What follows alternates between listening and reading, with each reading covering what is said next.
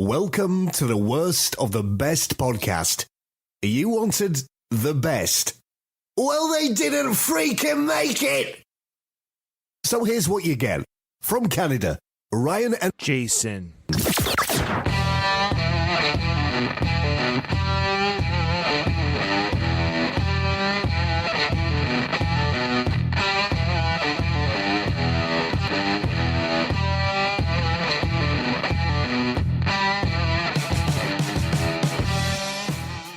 Good day and welcome to another episode of the Worst of the Best podcast. I'm your host, Ryan, and with me returning co-host Jason, my brother. We did a bit of a break there. I did a couple of music episodes with some great guests, co-hosts from some big shows and networks who were very kind to come on. We had Cardiff Electric, the Floating Potato, who covered the Motley Crue album Too Fast for Love. That was a great discussion. And then Trucker Andy from the All Apologies podcast, who came and talked about Van Halen's 1984. Jason, did you get a chance to hear any of those?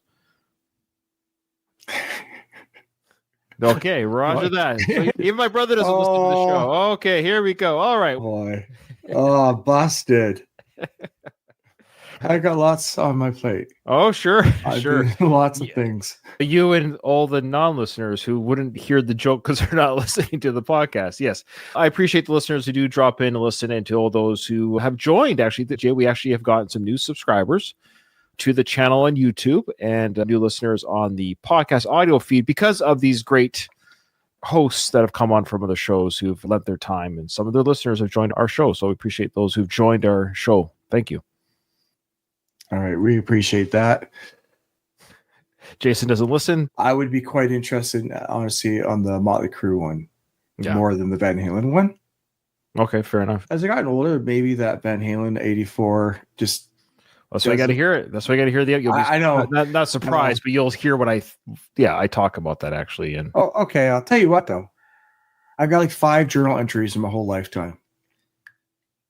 One was when I was in... I believe it was grade 4. I listed my 4 favorite bands at the time. And it was ZZ Top, Motley Crue, and Van Halen. nice. But maybe, these many years later, that 84 album, which was obviously very impressionable at the time when I wrote in my journal, I'm not sure if it holds up, but I believe that Too Fast for Love would. Yeah, be a little bit more of a fun listen. It would keep my attention a little bit longer. I would say yes. Too Fast for Love is probably a more fun album. But you'll be surprised. I'd forgotten. Again, listen to it and you'll see there's some actual tracks. There are the non-single tracks on that album are a little bit stronger than I even remember. So I re-listen and investigate. Oh yeah, this is some actually really legit guitar work by. Are you talking about Van Halen? Yeah.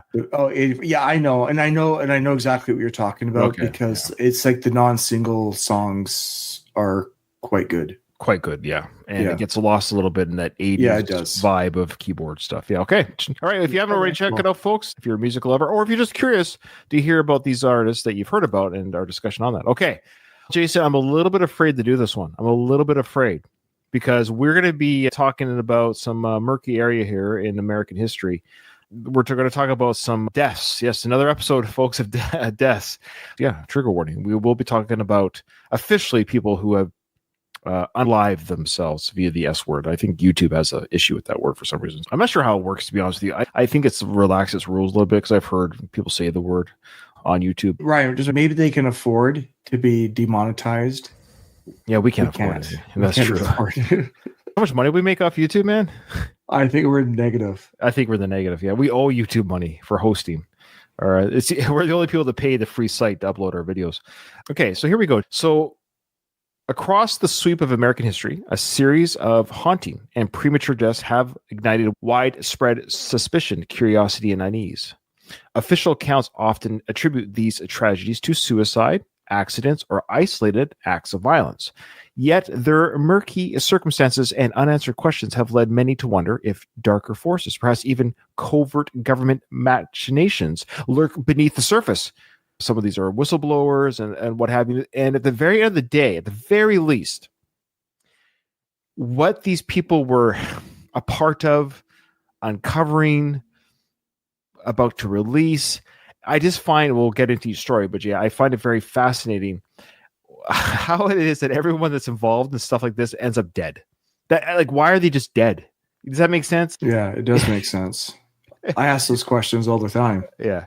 And some names might come up that are familiar that have been accused of knocking people out. But I wanted to say this is all for entertainment purposes only. I don't want any government agency off. Yeah, Jason, for the record, you and I are very happy. We have no thoughts of unaliving ourselves. If anything happens after this episode where we have been found hanging from a rafter, let it be known I did not do that to myself. Okay. I'm going to start with the first one, Jay. You ever heard of Michael Hastings? No. Okay. He was a fearless investigative journalist whose searing exposés shook the foundations of power, most notably forcing the resignation of General Stanley McChrystal. He was a prominent U.S. Army commander. And what did he do? So he led the forces in Afghanistan from 2009 to 2010 and was a key figure in shaping counterinsurgency strategy. So far, so good. Sounds like he's a great guy. Yeah. Well, the journalist Hastings, in a 2010 Rolling Stone article, exposed General McChrystal and his aides mocking Obama administrative officials, including deriding Vice President Joe Biden as a, quote, bite me, and dismissing National Security Advisor James Jones as a, quote, clown, revealing deep tensions between the military and civilian leadership. The article triggered a major scandal that led to McChrystal's dismissal. Fair enough. In June 2013, Hastings sent cryptic emails to close colleagues and friends, including a message to BuzzFeed staff stating, quote, I'm on to a big story and need to go off the radar for a bit, end quote, while also warning a neighbor that he believed his car was being tampered with and expressing fears of FBI surveillance. His unease, Jason, was palpable. Days later, tragedy struck. What happened, Jay? His Mercedes slammed into a Los Angeles tree at breakneck speed, erupting in flames. Eyewitnesses reporting the car, through no explanation that they could find, surging to full throttle before the crash, sparking whispers of foul play. So this guy decided, Jason, to rev his car at full speed and slam into a tree. The official report deemed the fiery wreck an accident.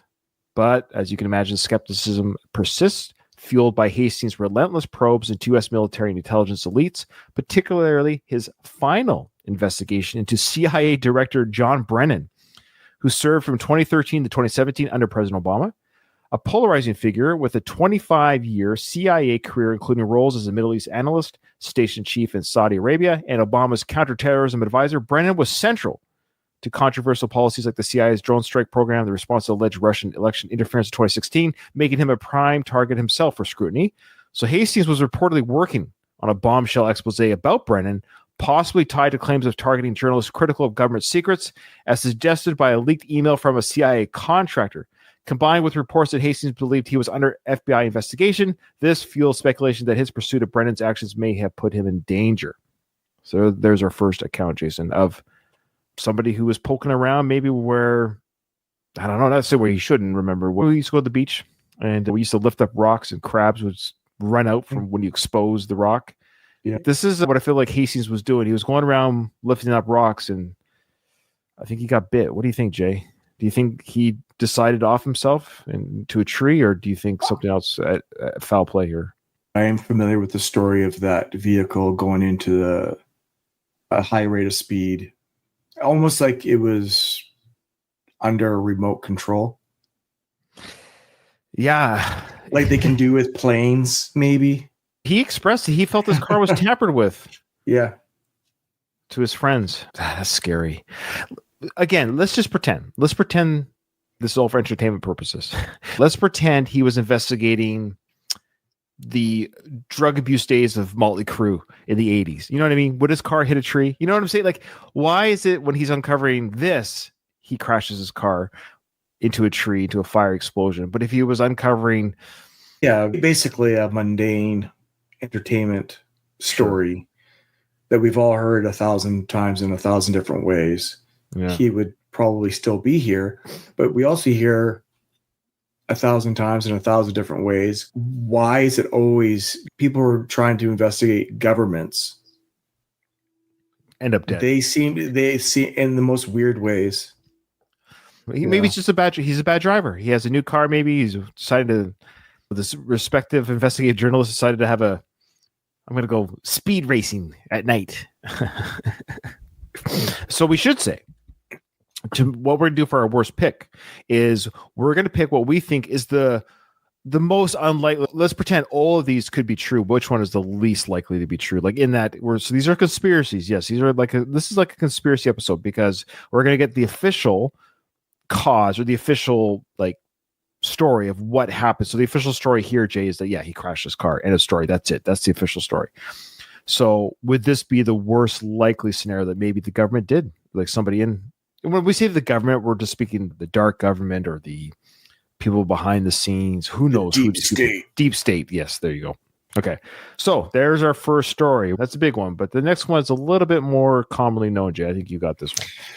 We're all familiar with Jeffrey Epstein. So a wealthy financier and convicted sex offender met a chilling end in a high-security Manhattan jail cell, sparking one of the most contentious mysteries of our time. Awaiting trial on charges of sex trafficking minors, Epstein, whose web of connections ensnared high-profile figures like former U.S. President Bill Clinton, Prince Andrew, and Victoria's Secret billionaire Leslie Wexner, was found dead in August 2019. His death officially ruled a suicide by hanging. Yet, this explanation has been met with fierce skepticism. Epstein's ties to some of the world's most powerful individuals, coupled with glaring lapses in jail security, have fueled rampant conspiracy theories of meticulously orchestrated assassination to shield elite from exposure, disabled surveillance cameras, falsified guard logs, and Epstein's explicable removal from suicide watch just days before his death defy easy explanation. Further deepening the enigma, Epstein had reportedly voiced fears for his life, even claiming weeks earlier that someone had tried to harm him. His sudden death left the truth about his influential associates and their potential secrets cloaked in shadows, inviting relentless speculation. Yeah, we did a whole episode. I can't believe it's already been 6 years. So we did a whole episode on the Epstein, the 10 top clues that it might not have been a suicide, and that was a fun episode to do. Even those who don't believe or subscribe or talk about quote-unquote conspiracy theories, put it this way, it was a perfect storm for him to do this to himself. Everything lined up for him to make it happen to himself. It's almost like he knew, okay, the guards aren't there, the logs are going to be falsified, the cameras are off. Perfect. Okay, here I go, guys. Here I go. That's what makes this crazy, is that it's almost either he knew or he was just one of the most lucky suiciders ever. The stars aligned for him. Yeah. He just wanted to hang himself in private peace. Of all the people who never got to stand trial and to say, think about that for a second, Jay. He never got to go on the stand and say, hey, if I'm going down, I'm taking people with me. We've seen the TV show 100 times, right? We've seen the movie 100 times. If I'm going down, I'm taking them down with me. Exactly. He never got to do that.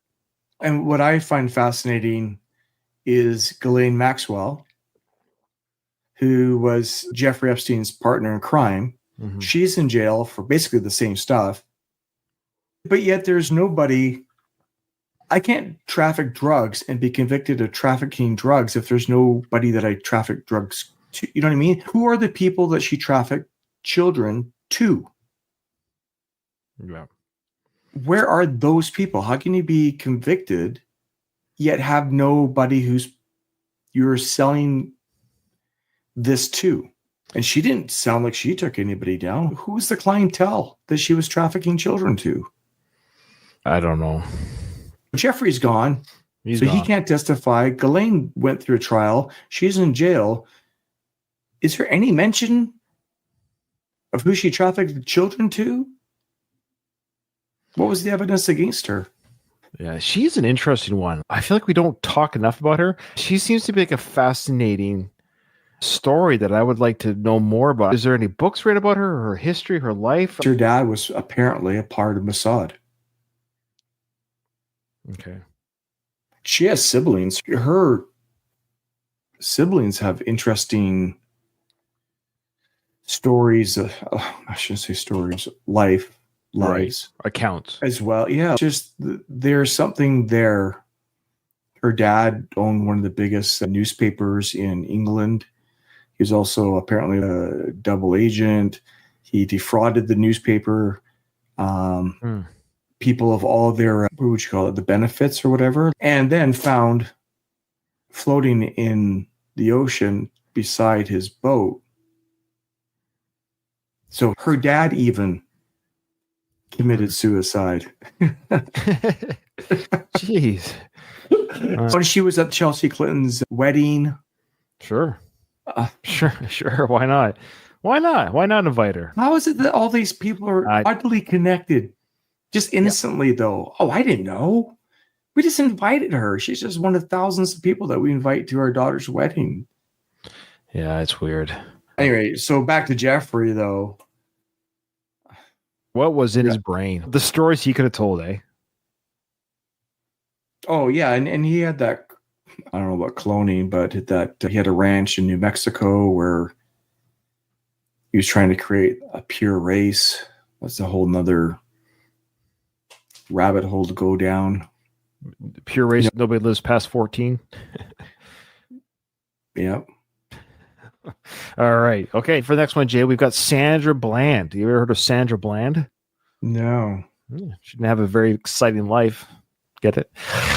Okay, bad joke. July 2015, she died. She was a passionate advocate against police brutality.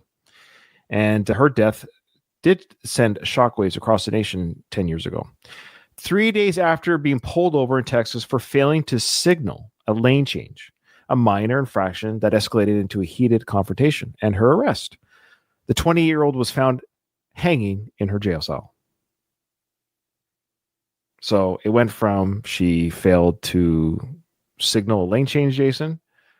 It escalated to her being arrested, and later that day, she was hanging in a jail cell. And she was a passionate advocate against police brutality. Authorities swiftly ruled her death a suicide, citing her past struggles with mental health. Yet, for many, this explanation rang hollow. How could a vibrant woman brimming with plans for a new job at Prairie View A&M University abruptly end her life? Is the question they had. Glaring inconsistencies in the official account only deepened the skepticism. Conflicting police statements, suspiciously edited jail footage. Of course. How's it these cameras never work?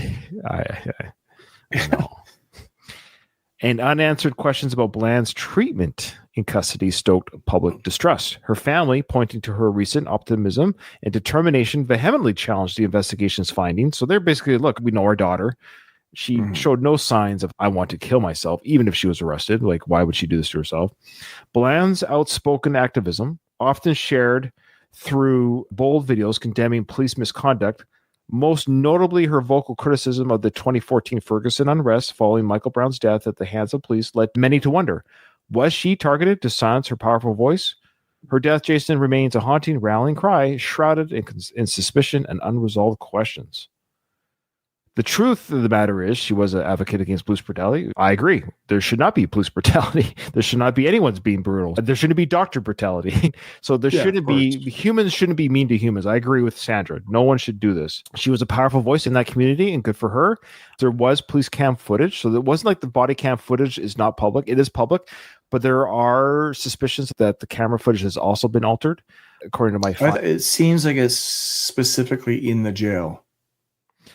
The body cam footage as well was altered. The arrest footage.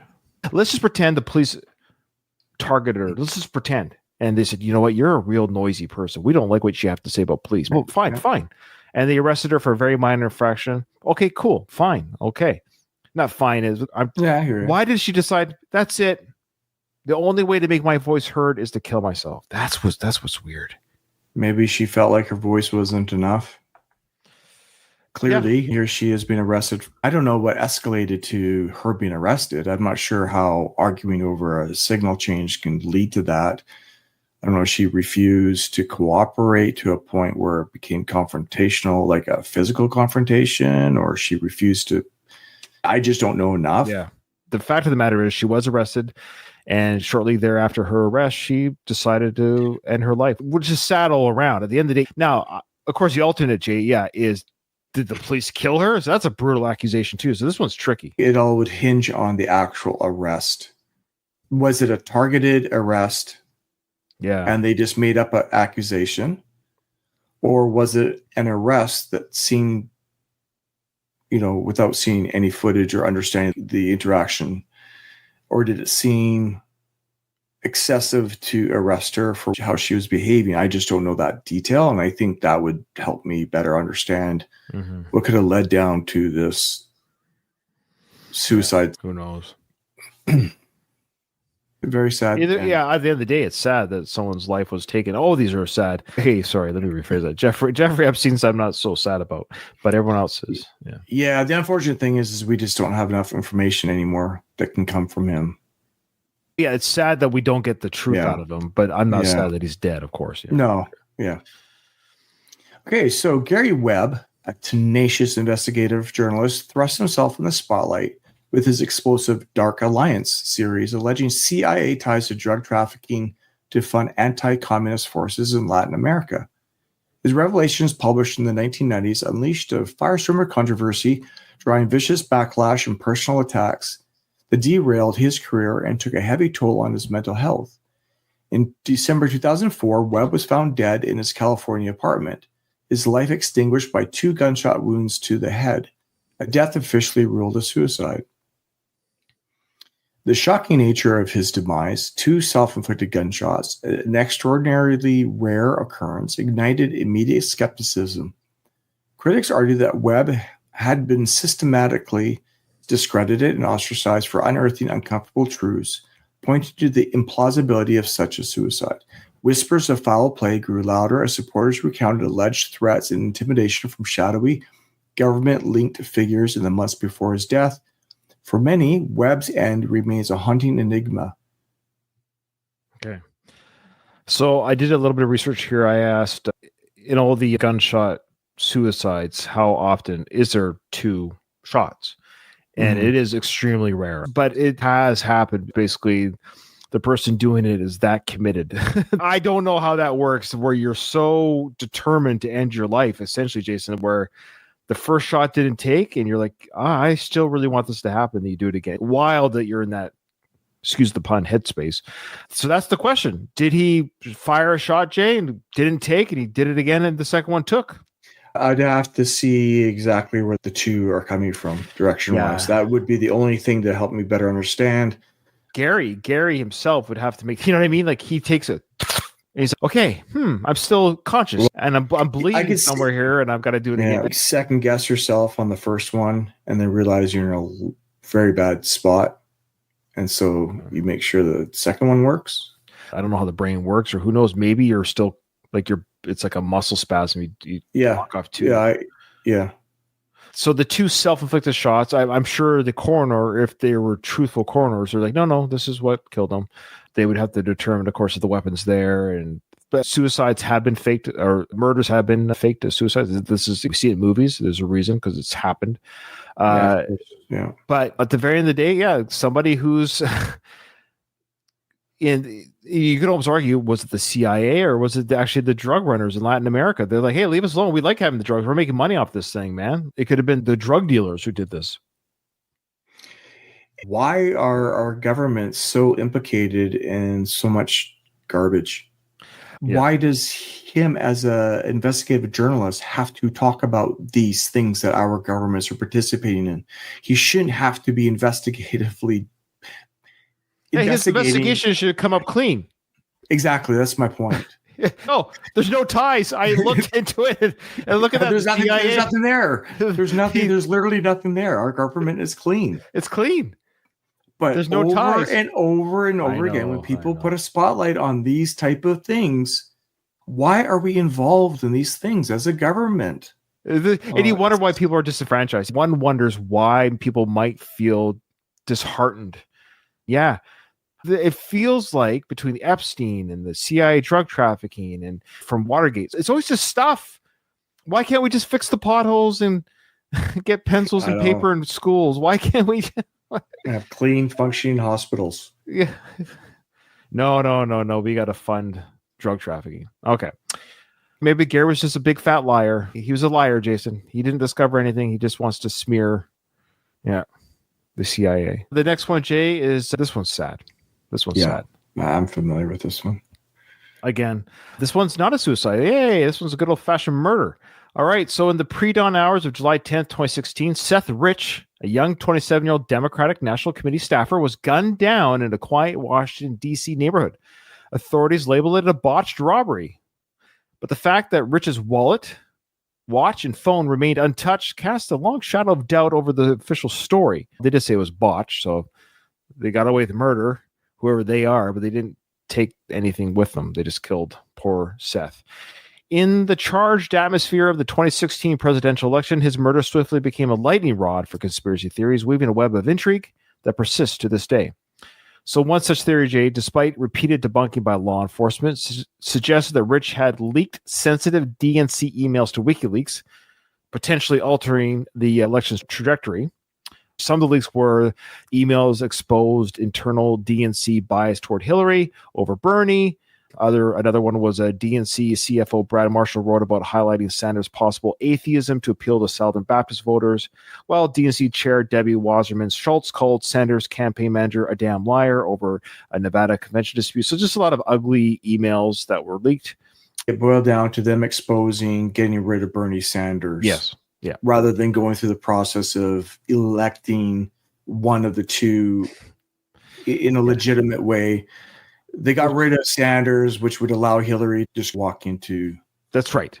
The leaks deepened distrust among Sanders supporters, some of whom felt that the primaries were rigged, potentially dampening Democratic voter turnout for Clinton. They also amplified Republican narratives of a corrupt DNC, boosting Donald Trump's campaign momentum, which some argue contributed to Clinton's narrow loss. The Mueller investigation later attributed the leaks to Russian hackers. Yeah. So very sad that this guy leaks these things and he's gunned down. Bad timing. He got robbed and killed. It probably would be a podcast series about all the people who have been suicided / murdered around the Clintons. It's insane. Let's just do a fun thing right now. Do not become a friend of the Clintons if you want to live a long, healthy life. If there's any misstep, you could be done. So I just asked how many people known to the Clintons have been killed or suicided. Just give me the name and number. 33 people. Yeah. 33 people, Jason.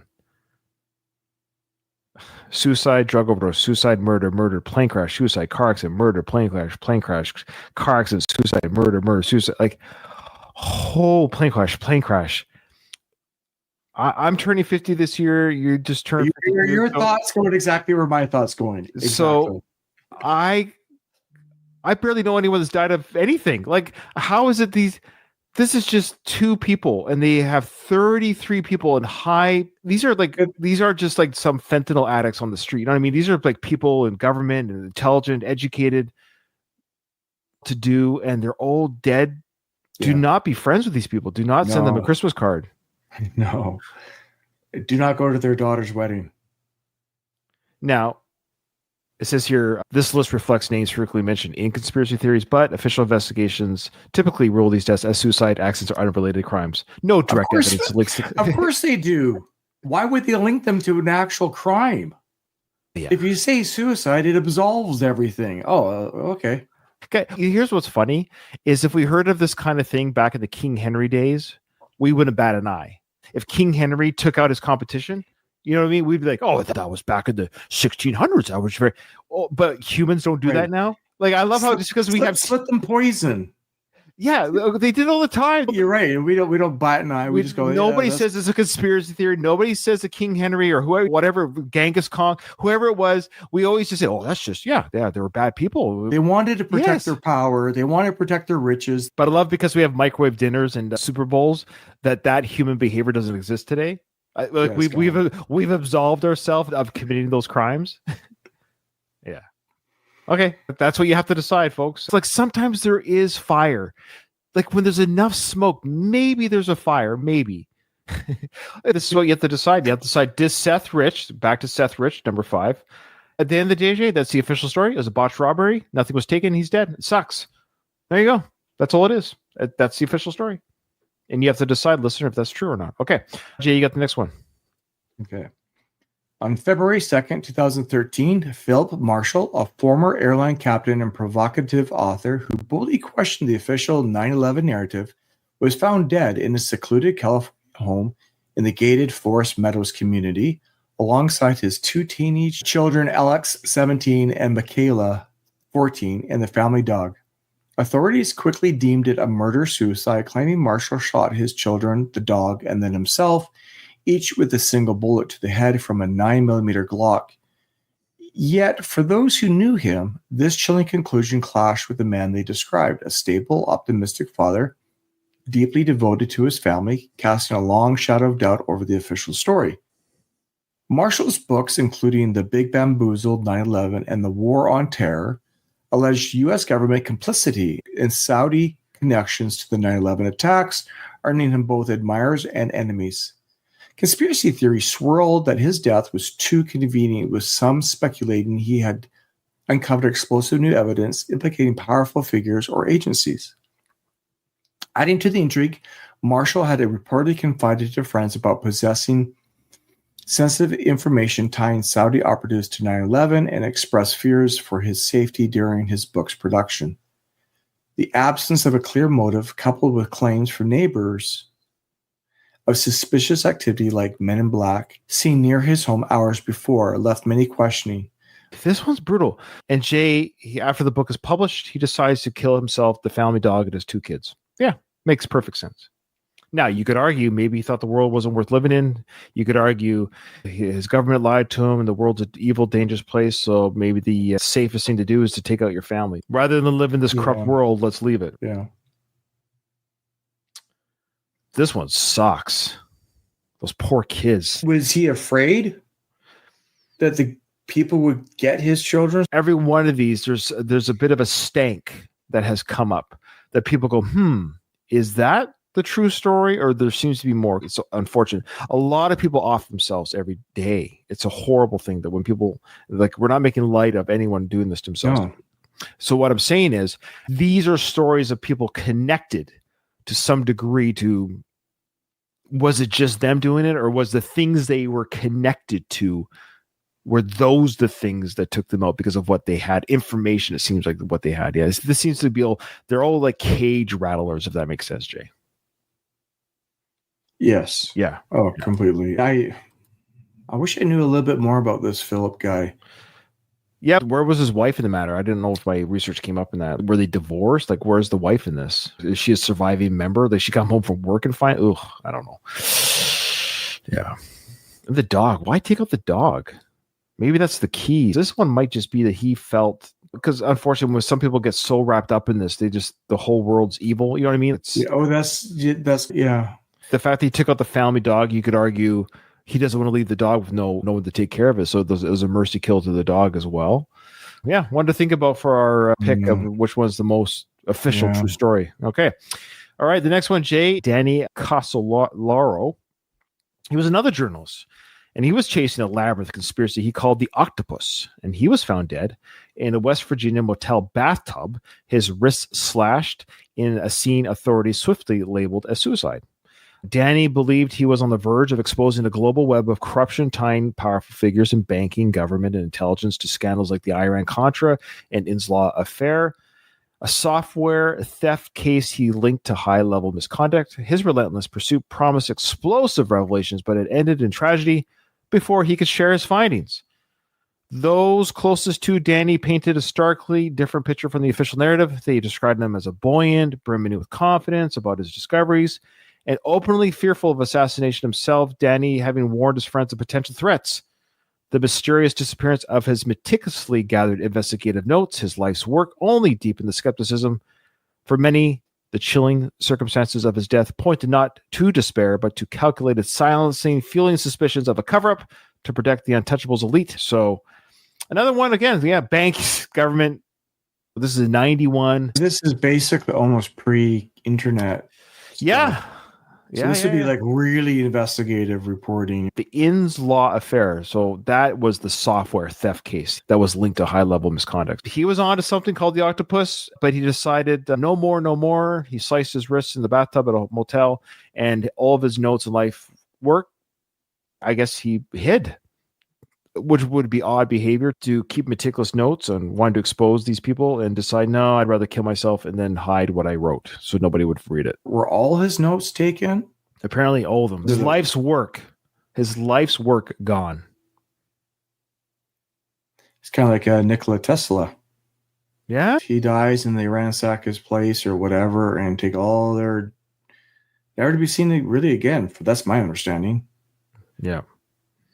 Weird how that happens. Yeah, it's weird that he thought the world wasn't worth living in, which is unfortunate. And that's the official story. It's just odd. Before he offs himself, he decides that all this work I've done, I don't want anyone to read it, I guess. What an odd thing to do. It's very odd.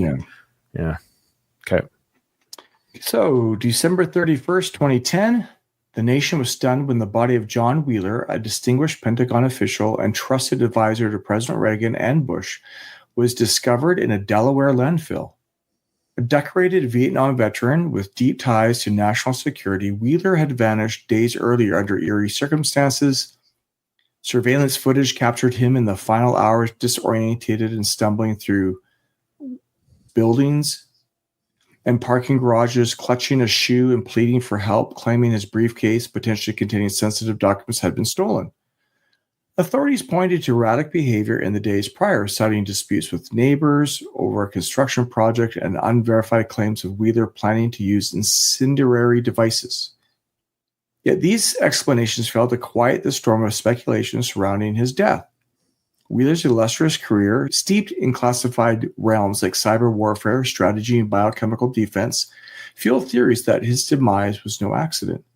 Many wondered if he had stumbled upon secrets too dangerous to keep, perhaps tied to espionage or covert operations, or if he was silenced to prevent a leak that could unravel powerful interests. The haunting image of a man of his stature reduced to a landfill grave, coupled with the murky details of his final days, left a chilling mystery. Somebody who has access to information, it haunts them, maybe makes them act or behave erratically. Maybe he was just scared. Maybe. Yeah. But then how did he get from wherever he was to a landfill? That's a big, I just can't, I was going to walk into a landfill. Yeah, that's what makes that one odd. It's where he ends up that's odd. Yeah. This is a disposal of a body. That's not somebody just wandering into a landfill. What was the cause of death? The cause of death was state medical examiner's office ruled his death a homicide caused by assault and blunt force trauma.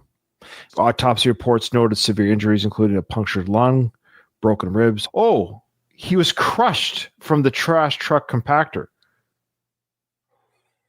So he was murdered somewhere, put into a dump truck, or maybe a garbage bin.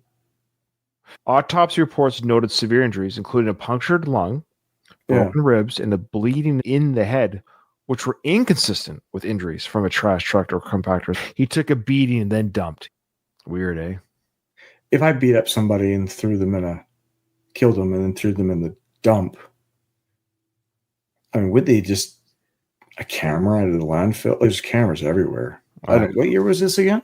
2010. It wasn't then. There'd be cameras at a landfill as you go in and out.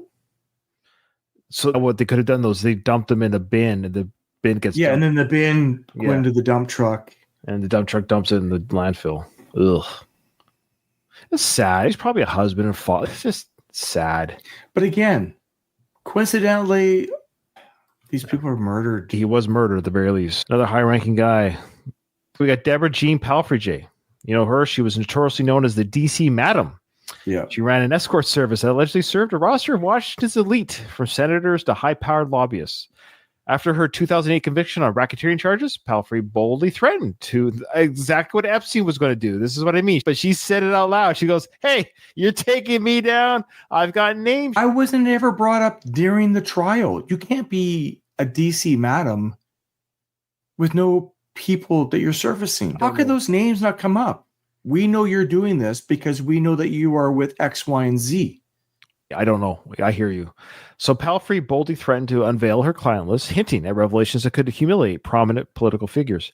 Just days later, on May 1st, 2008, she was found hanged in a shed behind her mother's Florida home. Her death swiftly ruled a suicide. The official verdict met immediate skepticism. Palfrey had repeatedly declared in interviews that she would never take her own life, even warning that any suicide would be a sign of foul play. Her death, conveniently timed to silence the potential exposure of influential clients, fueled suspicions of a politically orchestrated assassination. Yeah. So she specifically said, Jay, on interviews and shows that if I die, it wasn't me. Is it possible? Yes. But she made it clear that she was not going to do that to herself. Yeah. But then she did it anyways. Yeah. All right. You got the last one, Jay. Okay. On May 8th, 1996, the body of Officer Terrence Yake, a decorated Oklahoma City police officer and military veteran hailed as a hero for his fearless rescues during the 1995 Oklahoma City bombing, was discovered in a remote field miles from his abandoned, blood-splattered vehicle. His body bore deep cuts, bruises, rope marks, suggesting he had been bound, and a fatal gunshot wound to the head. Despite the savage nature of his injuries, authorities quickly ruled the death a suicide, a verdict that stunned those who knew him and ignited a firestorm of suspicion. Terrence, the first officer on the scene of the Alfred P. Murrah Federal Building bombing, had saved multiple lives amid the chaos, earning widespread admiration. Yet in the months before his death, he confided to friends and family about disturbing developments. He was being shadowed by unknown figures, possibly federal agents, and felt intense pressure to stay silent. Terrence was reportedly assembling a dossier of evidence challenging the official bombing narrative, hinting at a broader conspiracy involving undisclosed players. That dossier, like his peace of mind, vanished without a trace. Witnesses noted his growing paranoia fueled by relentless surveillance and cryptic warnings. Some claimed he was on the verge of exposing explosive truths. His family, backed by independent investigators, remained steadfast in their belief that Terrence was silenced to safeguard powerful interests. He was discovered in a remote field, miles from his abandoned, blood-splattered vehicle. His body bore deep cuts, bruises, rope marks suggesting he had been bound, and a fatal gunshot wound to his head. Suicide. Yeah. What? Come on. He shot himself in his car, bled in his car, and then died in the field, I guess. What's amazing, he was a hero. He was literally saving people's lives from the building. He's one of the first responders, so he saw things. Yeah, he saw things that, as a first responder, that don't add up to what was being told as the narrative in the public. What was another big event where first responders were talking about a narrative that didn't add up to the official report afterwards? It's weird. I'm trying to think of another one. Anyways, so here's another one where they're saying things that I didn't experience, and he started questioning what people were saying, and he decided to kill himself instead. Okay. All right. This is a tough. It is tough. This is a tough one. We're not going to go through them all again necessarily, but I'll give the names here. So there was Michael Hastings. He was the investigative journalist. Jeffrey Epstein. Sandra Bland, the activist who got arrested. Gary Webb, another journalist. The CIA drug guy. We've got the staffer who leaked the emails, Seth Rich. We've got Philip Marshall. He's the airline captain who shot his family and the dog. We got Danny, who slit his wrists in a motel bathtub riding the octopus. We've got John Wheeler, who was in a landfill. And we've got the DC Madam, Deborah. And then lastly, we have Officer Terrence, who was a hero rescuing people from the Oklahoma City bombing. And he decided to kill himself in a weird way. Okay. So, Jason, the official narratives. Oh, man. Which is the most likely to not be, because, boy, this is weird. This is a tough one because there's two ways of doing this. Because I definitely have a pick for what I think might just be the official narrative. Like, I think. Which one is the official narrative? Okay, so we can start with that. The one that I believe is the one that could most likely be, this is what happened. This is the guy that killed himself and his family and the dog. And the reason why I'm leaning towards that is the dog. I think that's the key, in that he saw the world. This is me speaking for a dead person, but he saw the world as a lie. And he didn't want his family raised in that lie, in that world. So he took out his family in that mercy killing. It's completely insane, but I'm in the mind of somebody whose mentally health was declined. And he took his children and the dog's life because the dog would not be taken care of by anybody, and himself. This has happened in human history where people have taken their own life, thinking they're saving a greater purpose. A mercy kill of his family. Yeah. So if people were to have killed him, I could see them killing the family dog too, to make it look like exactly what you described. Yeah, I know. That's what makes that a horribly beautiful execution, is because it paints this story. I got tricked. I'm getting tricked, because the other ones are just, they're just too many. Like obviously the last one, like Officer Terrence, like what? That's the weirdest suicide I've ever heard of. He had deep cuts and bruises. It sounds like he was beaten and gagged and tied and then dead in a field away from his vehicle. Come on. There's easier ways to kill yourself than to beat yourself up first. You know what I mean? So I think the murder-suicide of the family, to me, of these 10 stories, is the most likely to be true. I don't know how true it is, but if I had to pick one story that might just have happened as the official report, that's my pick. Jay, which one do you think is the most likely that it could be true, that this is the official report? I hear those arguments, and there's a few that I can do something similar with. Yeah. I think the one that you just brought up was jumping to the forefront, but I'm going to say Sandra Bland. And I only say that because I don't know enough information about her arrest and what that looked like. But I can see her going, just to put an exclamation mark or a point to her advocacy of police brutality and the impact it has on people's lives. It's a statement. Right. In a fit of rage, or maybe if she was on suicide watch or whatever, that she could have had a moment to calm down or whatever. But I can see somebody going, I'll show them. Yeah. Yeah, in a martyrish type way. This is exactly. Yeah. People put themselves on fire for global warming or whatever. You're right. This could have been the ultimate, the police did this to me, investigate them. Yes. Yeah. Yes. Yeah, that's a valid narrative. That's a valid narrative. I hate having to make these choices amongst these terrible outcomes, but I can visualize people who are very passionate advocates for particular causes. Sure. Sometimes have moments of disconnect, and maybe that's one. Yeah, that's fair. All right. Yeah, interesting stuff. Okay. Remember, in front of every silver lining, there's a cloud. And today for Ryan, it was the airline pilot who killed himself and his whole family and the family dog. And for Jason, it was the poor woman who hung herself for a narrative purpose to show how police brutality is what it is.